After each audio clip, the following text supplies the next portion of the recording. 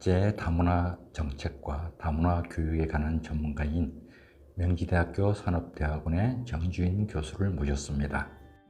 각 지자체의 다문화 지원 클러스터 타워를 만들자는 주장을 하셨는데요. 학부모님이 오셨을 때 한국어가 능통하지 않기 때문에 학부모 상담을 하거나 학부모 교육을 할 때 이 온라인상에서의 소통이 안 됩니다. 나라들이 너무 많다 보니까 각 통역사를 다 배치할 수도 없고, 그러다 보니까 이제 교사님들과 학부 형님들이 이게 조금 시급하구나. 그래서 우리가 소통이 안 되는 경우에 교육은 모든 게 그 언어를 듣는 능숙한 그 언어 번역이 돼서 하는 거로 하면은 모를까? 그게 아닌 다음에 우리가 교육을 해야 될 때는 현장이 눈에 그려져야 됩니다. 복지센터에 어떤 어려움이 있다. 그리고 현장 센터에 어떤 문제가 있다. 그리고 노동에 어떤 문제가 있다. 한국어 교재를 만들더라도 기본적으로 한국에 와서 노동을 한다든지 유학을 온다든지 하는 기본적인 한국어 4급 이상의 실력을 가지고 들어오기 때문에 그 가지고 온 자격으로 일을 한다든지 교육을 한다든지 이미 어느 정도 갖추고 있기 때문에 그 사람들한테 필요한 한국어 교재는 외국인 근로자, 제조업, 서비스업, 건설업, 농축산업, 어업 이 분야가 현장이 어떤지 그런 교재들을 만들어 달라는 겁니다. 그러면 한국어 교재를 만드는 연구원진에 제조업에 관련된 분이 들어가서 제조업에서 얘가 사고가 났다. 그러면 이 사고가 났을 때 어디를 찾아가야 된다. 그리고 그 사고가 발생하지 않게끔 어떤 조심을 해야 된다. 이런 것들이 교재가 나오고 미디어가 된다 그러면 생활하는, 어차피 제조업에 왔으면 9시부터 6시까지는 거기서밖에 생활을 안 합니다. 거기서밖에 생활을 안 하는 사람한테 다른 한국어 기본이 지금은 필요가 없다는 겁니다. 그러니까 이런 식으로 바뀌어야 된다라는 게 목적이고요. 그래서 지금은 학문적으로 정말 전문가들이 나와야 되는 시점이 왔고, 그리고 현장은 워낙 많은 지자체, 시군, 구에서 활동을 합니다. 서울이 아니라 지자체는 외국인이 최소한 60%, 80%입니다. 그래서 그분들이 다 이루어가고 유권자가 됩니다. 이제는 이제 정치에 관여도 하고 의견도 내고, 자, 이런 거를 하는 상황에서 중앙에서 기대가 못하는 거는 지자체에서 이런 조금 글라스타워를 만들어서 우리나라의 20개 부처가 예산을 가지고 움직일 때 중앙 밑에 지자체에서 15개 기관을 모아서, 왜? 최소한 공무원의 이동이 6개월, 최소한이면 6개월 아니면 2년, 4년입니다. 담당자 바뀌면 이게 없어져 버리면 문제가 생겨요. 그러면 그런 중앙 클러스터를 만들어 놓고 밑에 가나라는 도서관이니 복지관이니 이런 다문화 센터니 최소한 20, 30년이 돌아가기 때문에 이 사람들이 경력을 가지고 있습니다. 그러면 그 지자체의 장이 왔을 때 이게 잘 원활하게 돌아가고 뭘만 해주시면 돼요, 이분은? 20개 돈 나오는 데서 돈만 받아다가. 그죠? 그러면 그 사업 계획서를 쓰려면 어떻게 해야 돼요? 자기가 소속되어 있는 요 단체의 거를 사용하면 돼요. 그러면 한 지자체에서 최소 7, 8개 나라만 케어가 되면 됩니다. 자, 그러면 서로가 다 상생을 해요. 중앙에 가서 다 일할 시간이 없어요. 자기 시군, 구에서만. 그리고 공무원 중에 퇴임하신 분들한테 저는 주민자치센터, 자치위원으로 좀 들어가 주시면 안 될까요? 왜? 공무원으로 일을 하셨기 때문에 외국인 관여를 하셨으니까 주민자치위원으로 가셔서 거기서 교육을 좀 만들어 주십시오. 거기서 하고 오신 거를 내국인한테 교육을 좀 해달라는 겁니다. 지자체 예산 많잖아요. 그걸로 학교에서 못 받은 교육을 성인이건 어른이건 거기에 나라가 7개 있다. 그럼 그 나라 7개 가지고 지자체에서 만들고, 그럼 그분이 위원이 되면 퇴임을 하시고 나서도 그분 할 일이 무궁무진하게 많은 겁니다. 자, 그래서 일자리 창출도 되고 이런 것들이 이제는 하나하나씩 모델이 나오고 있습니다.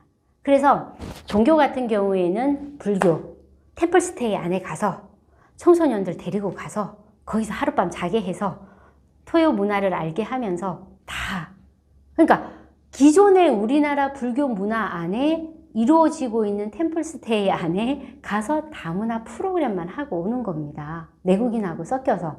자, 교회에 가서 교육청이 관할하는 학교가 최소 5개입니다. 그러면 그 5개의 보조 역할로 토요학교가 이루어지고 있습니다.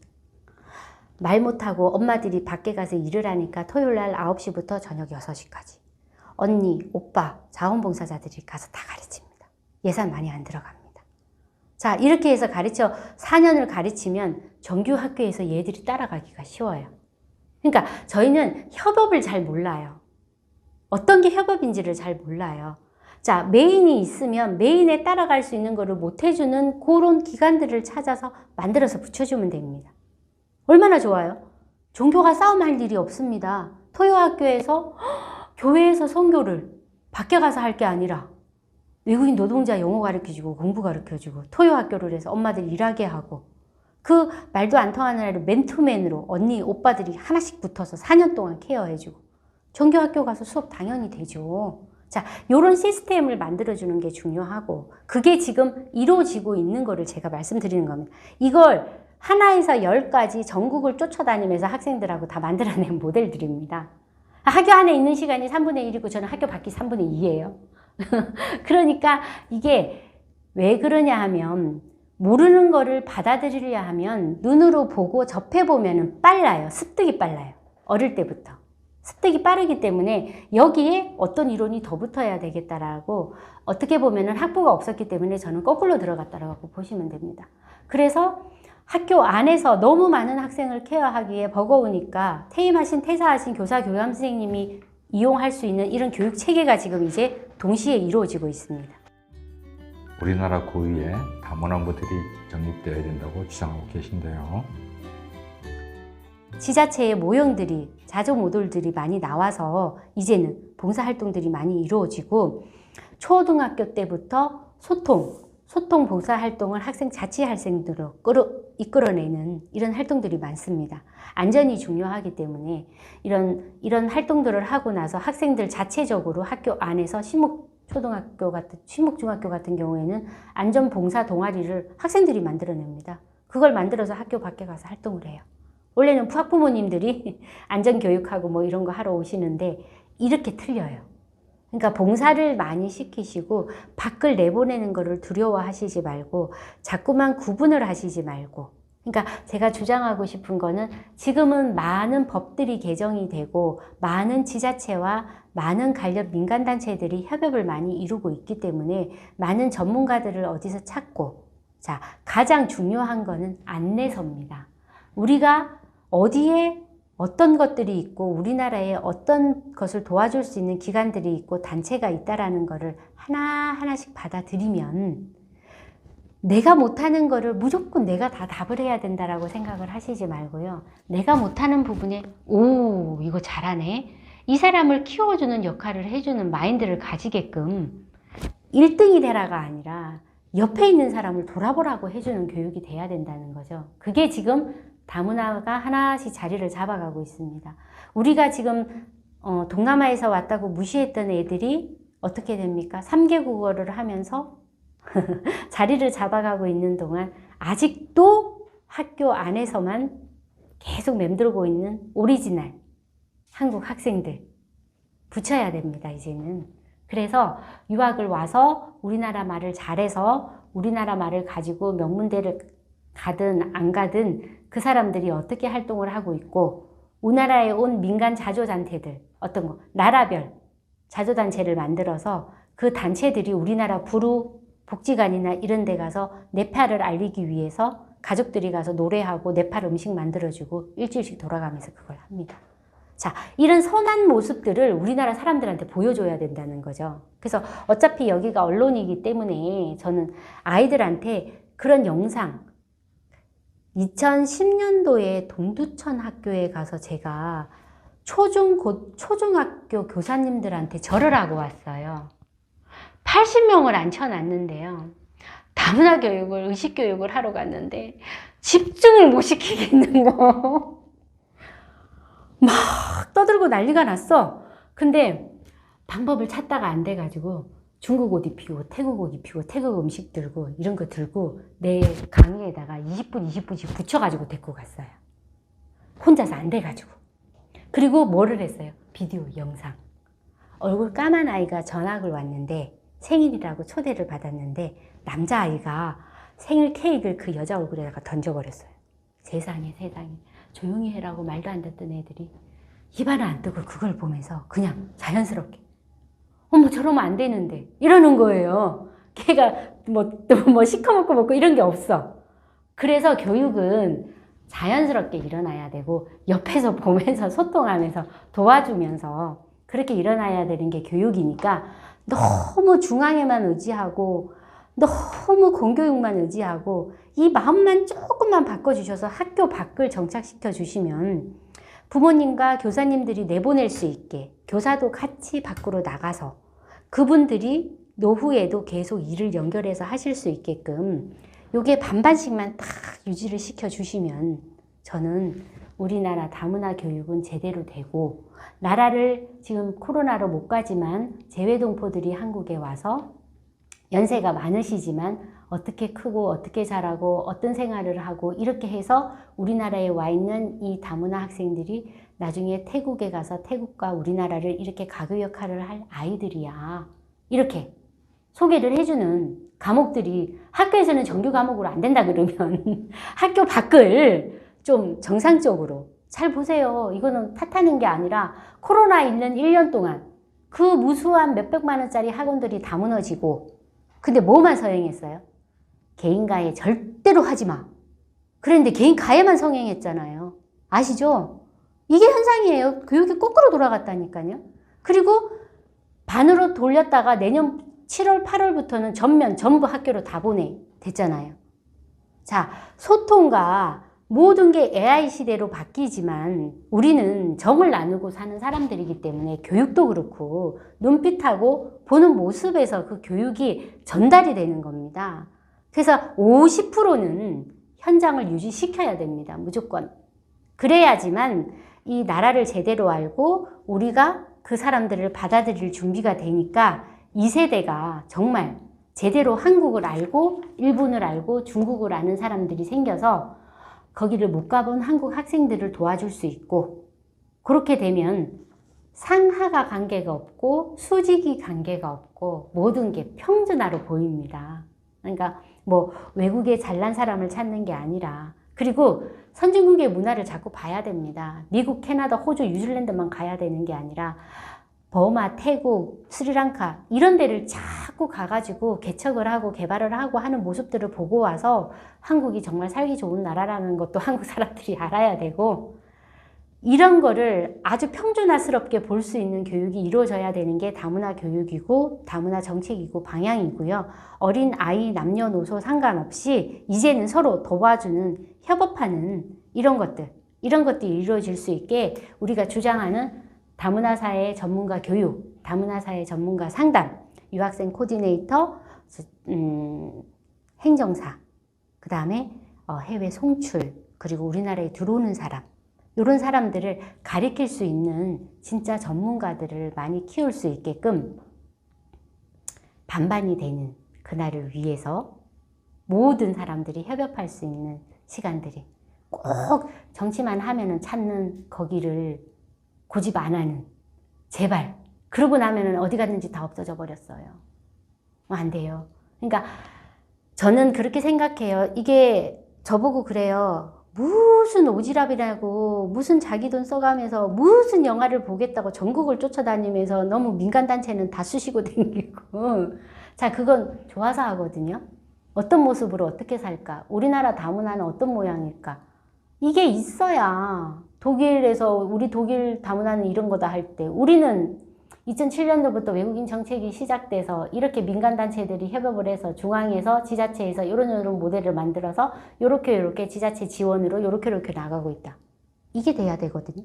그리고 논문도 최소한 자기가 종사하고 있는 업에서 논문이 나와야 된다고 저는 생각을 해요. 논문이라는 게 이론이 아니라 현장까지 케어가 되는 논문이 돼야 된다는 거예요. 이 논문을 쓴 사람이 상담도 되고 비자도 만져보고 그렇게 해서 내가 전문가를 소개해 줬을 때 그 논문을 썼으니까 상담 여기 가서 물어보면 되겠다. 이게 정상적인 공부거든요. 이제는 한국 사람만 데리고 하는 공부가 아니기 때문에 저희가 여기까지 준비를 해야 돼요. 그러려면 초중 고부터 공부가 그렇게 돼야 되는데 소통이 안 되기 때문에 학교 안에서는 불가능입니다. 그러면 50%는 학교 프로그램의 보조 역할로 50%만 교육청에서 인정을 해달라는 겁니다. 그러면 엄마들, 선생님들 다 내보냅니다. 전문가로서 정 교수님이 그리는 미래 한국 다문화 사회의 모습은 어떤 것인지 궁금합니다. 교사 연수를 가서 제가 제일 주장하는 게 뭔지 압니까? 30시간 일주일 내내 책상머리에 앉아서 연수시키시지 마시고 다문화 학생들 다니고 있는 토요학교 이런 데다가 하루만 가서 그것이 하루 공부한 연수 교육으로 인정 좀 해주세요. 가르쳤으니까 거기서 얼마나 열악하게 가르치고 있는지 하루만 좀 가르쳐 달라는 겁니다. 연수를. 책상에서 앉아서 하는 연수도 너무너무 중요하지만 지금은 접하고 접해보지 않으면 감각이 없습니다. 모릅니다. 그냥 이론만 가지고 다 되겠지만 생각을 해보세요. 석사를 졸업시켜 출입국 관리 사무소에 앉혀놨는데 태국하고 우리나라하고 비자 관계가 얼마가 되고 이 사람이 이혼을 했고 여자가 결격 사유가 있는지 뭐가 있는지 상담을 하러 왔어. 상담을 해줄 사람이 없어요. 어떻게 하면 좋습니까? 맨날 쉼터만 찾습니까? 이론을 하고 그 어디에 현장이 있는지를 찾아가지를 못합니다. 강의를 하면 교수님 저 강의 어디 가서 해요? 본인이 찾아가지를 않아요. 제가 이거를 졸업을 시키면 30년 교사하신 분한테 국정면접관 시험도 봐라. 그 다음에 진로 진학 상담에 다문화 교육론 강의안을 만들어서 거기도 데리고 가. 왜? 작년 2019년도에 이제 입시생들이 다문화 가정에서 나오기 시작하기 때문에 입시 교사처럼 필요해서 이제 졸업생은 다문화 복지론으로 복지관에서 일을 하고 있으니까 데리고 나가요. 자, 그러면 어디를 나가야 된다라는 공부를 하게 되면은 자, 학부가 그래서 중요한 겁니다. 학문이라는 거는 내가 어디를 나갈 수 있다라는 준비가 되어야 되는데 이거를 해서 어디를 나가는지를 몰라요. 왜 그럴까요? 학문이라는 거는 공부를 해서 나를 필요로 하는 내 대상이 누가 될까를 내가 찾아야 되는 겁니다. 케이스 스타디 수업이 너무너무 많이 돼야 됩니다. 현장에 가서 상담을 못하기 때문에. 그쵸? 왜? 불법으로 있는지, F2에서 F5로 왜 바꿔야 되는지, 국적비자가 뭔지 이런 거를 알아야 그 사람이 상담을 왔을 때 심도 있게 이 사람 전문가입니다 하고 내세워야 되잖아요. 근데 이렇게 방대하게 만들어만 놓고 실질적인 그 사람이 어디를 가야 된다라는 걸 안 가르치면 이게 하루아침에 됩니까? 그러니까 초창기부터 37개 되는 출입국 관리 사무소도 수업으로 다 초등학교 때부터 나가게 인천공항 출입국 관리 사무소에 저 사람 불법 해가지고 쫓겨나려고 강제 퇴거당하려고 저 보호소에 갇혀있네. 가서 보라 이거예요. 그걸 수업화 해달라는 겁니다. 보는 거하고 듣는 거하고는 천지 차이. 그리고 외국을 나가본 사람하고 안 나가본 사람하고 시야의 차이. 이제 이런 것들을 다 마무리를 하는 게 저희 학문이고요. 아직도 다문화, 이민학 이렇게 하면 이민 가는데 하는 학문입니까? 접하지 않으면 관심이 없거든요. 그래서 제가 주장하는 거는 의무교육입니다. 무조건 필수적으로 한 과목은 해야 된다. 내국인이든 주민자치에 계시는 분이든 알아야지 접하니까. 그리고 어디까지 와 있다라는 걸 알아야 되잖아요. 그래야지 아이들한테 설명을 할 거 아닙니까? 주체가 되는 사람이 아무것도 모르는데 어떻게 설명을 합니까? 그래서 이민 다문화 학문이 지금은 정말 전문가가 필요해서 단계를 거쳐서 실질적으로 시험 과정도 거쳐서 제대로 된 학문화를 시켜서 학부부터 정말 전문가를 키워야 되겠다라는 게 대세고요. 제가 바라는 꿈은 그겁니다. 현장 학문 뭐예요? 저한테 주장하는 사람한테 저는 그래요. 공부가 학교 안에서만 된다는 사고를 바꾸는 겁니다. 내가 가 있는 곳에서 내가 역할을 할 수 있고 이론이 아닌 실무로서 내가 풀어먹을 수 있는 그 장소, 그 교육, 그 자리에서 일어날 수 있게 해주는 거. 그러면 창녕에서 태어난 사람이 주구장창 서울로 오려고 하겠습니까? 창녕에서 학비 다 대주고 공업고등학교, 농업, 축산 이게 다 가가 돼버리는데 그럼 무상교육이 무슨 소용이 있습니까? 학비 자체가 군에서 다 나올 텐데. 아주 멀리 미래의 꿈이지만 제가 그래서 이민 다문화 학문이라는 게 우리나라에 정착이 되면 17개 시가 똑같이 인구 배분이 되는 그런 나라가 되지 않을까. 왜? 서울이 아닌 지방에서 인원이 외국인으로 더 많이 차니까 이제는 그 사람들이 3분의 2 이상을 차지하게 될 날을 기다리는 수밖에 없어요. 제가 주장하는 거는 그겁니다. 밖을 너무 무시하지 말고 너무 위만 보게 아이들을 키우지 말고 능력을 키워주자는 거죠. 2개국, 3개국하고 영어, 중국어 잘한다고 해서 잘난 게 아니라 태국어, 일본어, 버마어 이런 거를 잘해서 우리가 없는 자본을 많은 나라의 사람들을 자꾸 우리나라로 들어오게 하는 거. 밖에 나가서 세계화하려 하지 말고 요 안에 들어와 있는 사람들을 데리고 한국이 주체가 돼서 한국 안에서 세계화를 먼저 이루어내면 우수 인재들이 우리나라 사람 안에서 다 나오지 않을까요? 안에서의 세계화. 그렇죠. 제가 주장하는 게 그겁니다. 긴 시간 내주셔서 감사합니다.